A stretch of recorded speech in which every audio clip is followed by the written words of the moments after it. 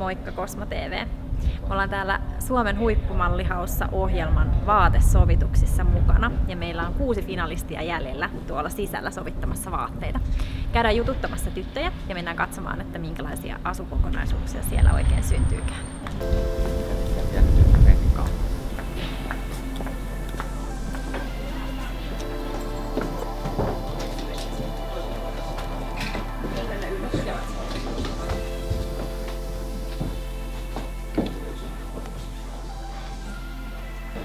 Pitäisi soittaa, koska mä oon aito ja hyvä sydäminen ihminen. No minun mielestä Adriana Lima on semmonen, joka mikä toi ylöspäin, se on aivan ihana.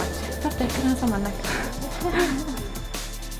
Pitää olla ainakin itsevarmuutta ja sitten semmoista sopeutumiskykyä niin kuin erilaisiin vaatteisiin ja ihmisiin.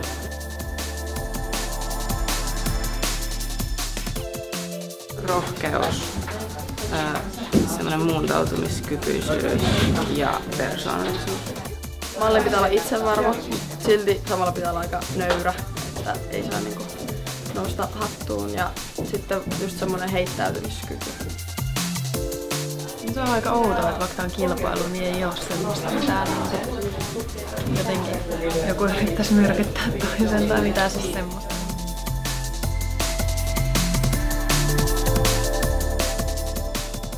Miten sä oot pystynyt asemoimaan tähän kisaamiseen? Mistä sä löydät sellaisen rohkeuden ja itsevarmuuden lähteä etenemään kohti voittoa?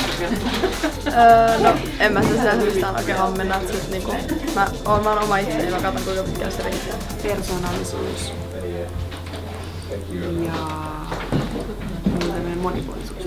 Koska mä oon tämmönen persoonallinen ja erinäköinen kuin muut. Minusta tuntuu, että tää on kokeus markkinoilla, että on ulkonäkö semmoinen mikä.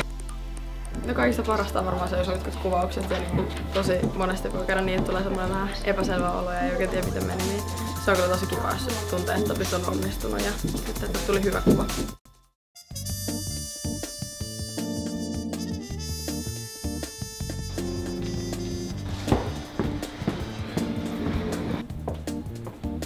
Hei vaan kaikille. Mä olen Miina Lantia ja Cosmo TV. No, Kiva, kuulemma meni ihan hyvin, mutta mä jännitti todella paljon, niin tuntui itsestään, että se ei mennyt kauhean hyvin.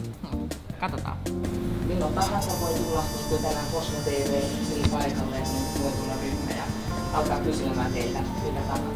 No valmistanut niin, että kun mä sanon meikkaajaa, niin mä menin kotiin ja yritin itse räpeltää hieman meikkiä kasaan ja sitten tulin tänne vaatteiden kanssa ja onneksi joku auttoi minua valitsemaan sitten, että mitä ihmettä minä laitan päälleni. Sitten mä aika paljon sain etukäteen käsikirjoituksen ja mä luin sitä, tankkasin vähän läpi, että mitä kaikkia asioita nyt sitten minulta näissä kuvauksissa odotetaan. Ja sitten vaan käskettiin tonne kamera eteen.